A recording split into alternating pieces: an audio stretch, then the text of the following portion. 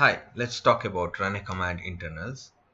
We will be discussing how the run a command works, what files it will look for, and how it executes uh, for provided commands over a set of servers. So, before we begin, let me take you to my sandbox. Okay, here, as you can see, I have copied the script, and when I try to run it initially, it'll prompt me for a user password and then for a root password, and it points out here saying that it's looking for two files and they aren't found and they are empty.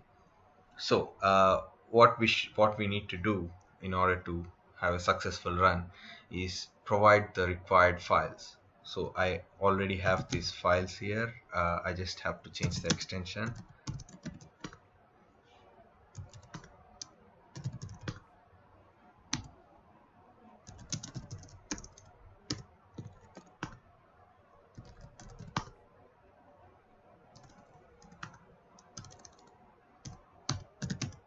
Now let's see what we have in command.list and server.list.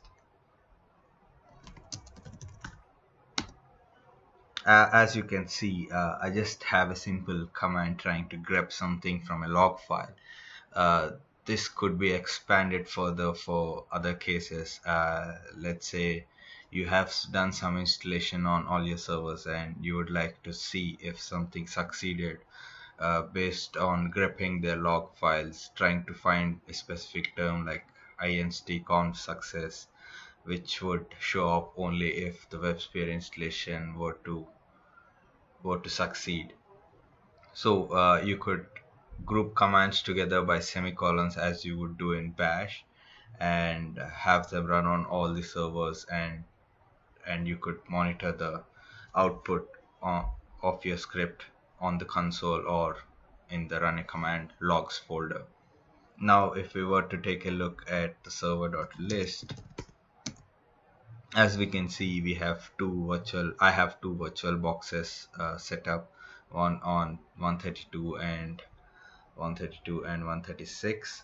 So what happens now is my script will first log into this server using the username, and then it switches to root, and then it runs the provided command, and then it exits out of 132, it logs into 136 and repeats the cycle. So this is how it works. Now if we were to run the script again, uh, it asks for the user credentials as usual, and the root credentials. Once I've keyed in both of them, it goes to each server, and then it goes to 132 and then runs the command. Since we don't have anything set up in the var logs directory, it shows no such file or directory. This is just for demonstration purposes, so I don't have any actual log file there. And then it SSHs to 136, but as you can see, when it tries to switch to root, it says permission denied. So what my script tries to do is it tries to run these same commands as a normal user, and it succeeds in doing so, and then you can see the command it ran and the output provided by the command, and then it exits. If you were interested in viewing this more descriptively, you could use the enable output option, which I've talked before. And as you could see here, I'm checking the root credentials against the current server. You could see that as it logged into this server, it ran this su command. It converted to root.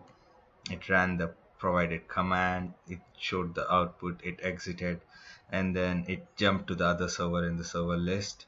It printed out the server info, it tried to do su dash, it got permission denied, then it said, well, let me try to run it as a user, and then it succeeded, and then it exits.